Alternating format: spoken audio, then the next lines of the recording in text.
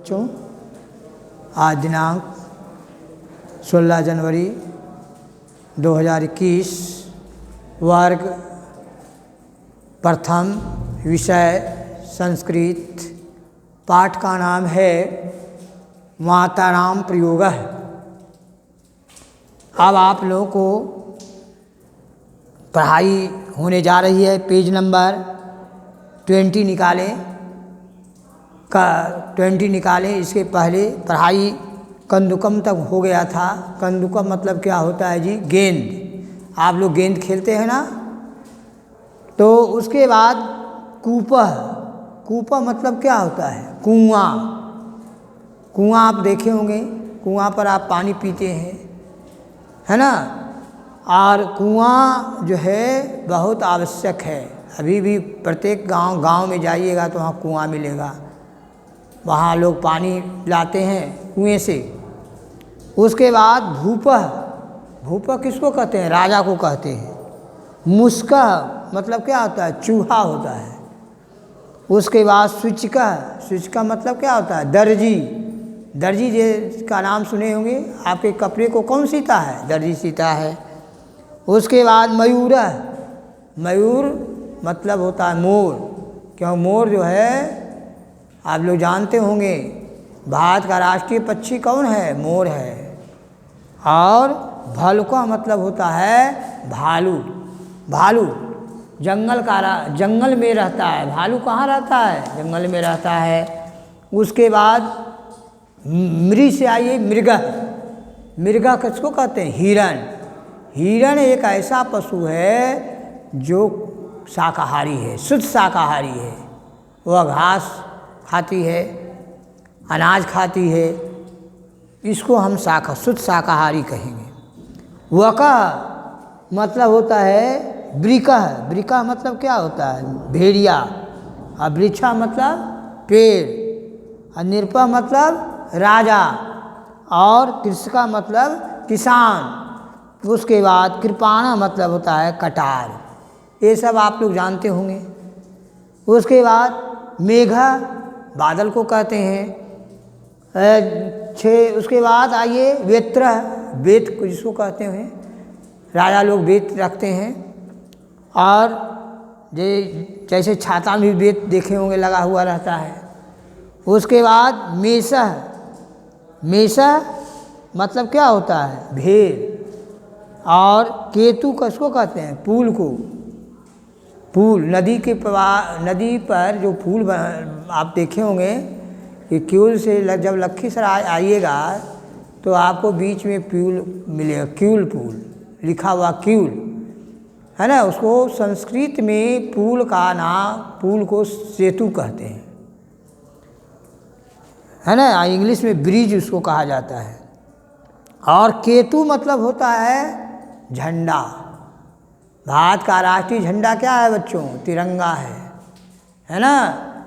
इसमें देखिए तिरंगा झंडा में देखिए भारत का राष्ट्रीय झंडा तिरंगा है, जो कि आप लोग मनाते हैं 15 अगस्त, 26 जनवरी, 2 अक्टूबर, है ना? ये सब राष्ट्रीय त्यौहार हैं। 15 अगस्त और 26 जनवरी में आप लोग कौन मिठाई खाते हैं पता है? जलेबी। क्योंकि भारत का राष्ट्रीय मिठाई जलेबी है ना? उसके बाद हम लोग देश के झंडे को सम्मान भी करते हैं। आप लोग राष्ट्रीय गान गाते हैं, राष्ट्रीय गीत भी प्रस्तुत करते हैं तिरंगा पर विद्यालय में आकर, है ना? उसके बाद सेतु माने जानिएगे पुल। और वेणु माने होता है बांसुरी। भगवान श्री कृष्ण को देखे होंगे बांसुरी बजाते होंगे, मीठी बांसुरी। उनकी आवाज़ सुनकर बस सब लोग मुग्ध हो जाते हैं। उसके बाद शैला। शैला माने पहाड़। उसके बाद दैत्य। दैत्य को देखिए, महिषासुर, भस्मासुर को देखिए, है ना? वह महिषासुर क्या था? महान राक्षस था, है ना? वह जो है महिषासुर का नाम ही था कि एक दिन वह जागता था और सब दिन वो सोता था। जब वह सोता, एक दिन जागता था तो 1 करोड़ भैंसा खाता था। कहने का मतलब है कि उसका महिषा माने होता है भैंसा, असुर माने राक्षस। मत ऐसा राक्षस था कि कोई भी जीव को वह नहीं छोड़ता था, खा जाता था। इसलिए भगवान जो है उसे एक दिन जागने का दिए थे, सब दिन वो सोया रहता था। उसके बाद आइए बच्चों, दैत्य हो गया। वैद्य का नाम सुने होंगे, जो कि दवाई देते हैं। कोई बीमार पड़ जाता है तो वैद्य लोग उसका इलाज करते हैं। उसके बाद दैवका देखिए, दैवका देवता लोग को कहते हैं दैवका, है देवता ब्रह्मा विष्णु महेश। सदा भवानी दाहिनी सन्मुख रोए गणेश, 5 देव रक्षा करे ब्रह्मा विष्णु महेश। आप लोग भगवान का पूजा करते हैं, आप लोग इस मंत्र को सुने होंगे या पढ़ते होंगे, है ना। तो ये हुआ दैव का मतलब हुआ देवता। उसके बाद सैनिक किसको कहते हैं? सेना को कहते हैं, है ना। जैसे देश की आज़ादी में हमारी सेना का बहुत बड़ा स्थान था, है ना।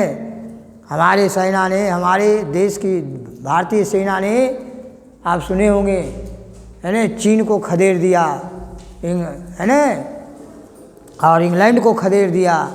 इसलिए सेना हमारे देश का रक्षक होता है। अब आइए भैषजम मतलब दवाई होता है। भैषजम मतलब होता है दवाई, है ना। उसके बाद कोकिला किसको कहते हैं? कोयल को कहते हैं। लोमसा लोमड़ी को कहते हैं। उसके बाद लोचनम, चित्र को देखते जाइए, अब आपको समझ में आ जाएगी चित्र के द्वारा।